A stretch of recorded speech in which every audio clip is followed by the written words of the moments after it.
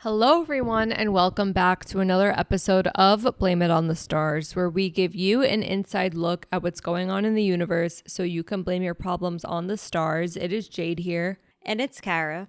And this week, we're talking all about the new moon in Libra and Neptune retrograding back into Pisces. But in case you missed it, last week, we talked all about Venus entering Libra and Pluto stationing direct in Aquarius, which technically happened on the day that this episode comes out. So if you want to know more about that, then definitely check out last week's episode before diving into this one. And just to give you a heads up, next week, we will tell you everything that you need to know about Scorpio season and how it affects you. And with that being said, let's dive into the episode. So the first thing we will be talking about today is the new moon in Libra, which takes place on October 21st at 8:24 a.m. Eastern Standard Time. And per usual, the date and time are from the website astroseek.com. What you need to know is that new moons are new beginnings, and being in the sign of Libra, this will be a time to set intentions around balance, relationships, and fairness. So this is a really good time to sit and reflect and figure out on how you want to connect with others moving forward, how you want to handle conflict, or also how you can create just more harmony in your life moving forward. How you will feel. During this new moon, you're going to feel a little bit more reflective about your relationships and how balanced things feel in your everyday life. Since this is a new moon, this is a time to set intentions, whether that is to rebalance things in your relationships or even in your daily habits.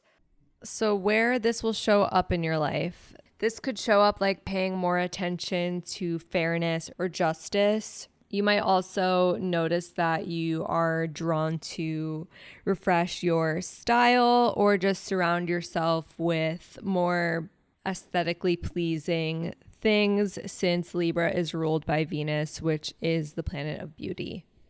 What will become important to you? During this time, you're going to care more about whether the energy you are giving out is being reciprocated and if things feel fair in your relationships. You also might care more about how your environment feels and creating a space that is peaceful and supportive to you. Certain signs will be affected more than others by this new moon. The signs most affected will be Libra, Aries, Cancer, Capricorn, personal placements only, so Sun, Moon, Rising, Mercury, Venus, and or Mars placements. And there are a few aspects happening to this new moon that make it just a little bit more interesting, starting off with the fact that the new moon will square Jupiter, which can cause a tendency to overlook some things. So just be mindful of being overly ambitious on this day or taking on more than you can handle. At the time of the new moon, the sun and moon will also be square Pluto. This is a more challenging aspect that can bring up themes of transformation and growth. It can be a little bit uncomfortable, but ultimately you're pushed to let go of anything that no longer serves you, especially when it comes to your relationships. That could be in any relationship, whether it's a romantic one or the relationship that you have with your coworkers. Pluto energy can be very intense, but it will help you to create space for something that is more balanced. The next thing happening that you're going to want to pay attention to actually happens just a few hours before Scorpio season begins, which is Neptune retrograding back into Pisces. This will be on October 22nd, but at 5:47 a.m. Eastern Standard Time. And what you need to know is that when Neptune retrogrades back into Pisces, your focus will shift to reflecting themes of spirituality, creativity, and intuition. Neptune was previously in Aries, but now that it is dipping back into Pisces, it's a time to revisit any unfinished lessons or dreams that might have come up during the Neptune in Pisces transit. How you will feel. You might notice that you're feeling more reflective, dreamy, or even nostalgic. This could be a time where you are revisiting old creative projects, spirituality, or even just reconnecting with different aspects of yourself that you haven't been focusing on a lot lately.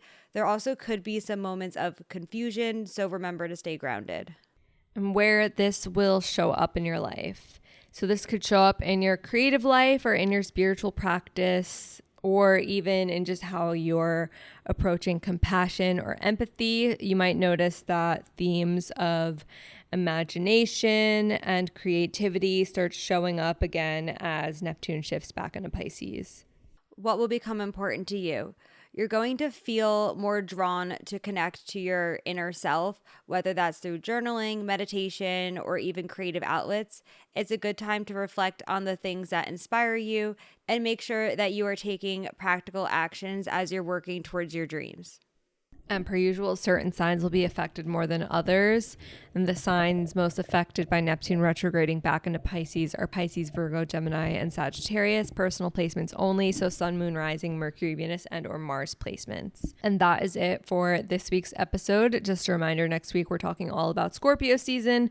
So if you want to know more about that, then make sure wherever you're listening to the podcast, you're subscribed with the notifications turned on so you don't miss when we post next week. But until then, that is all for now. And we'll see you all next Monday. Bye.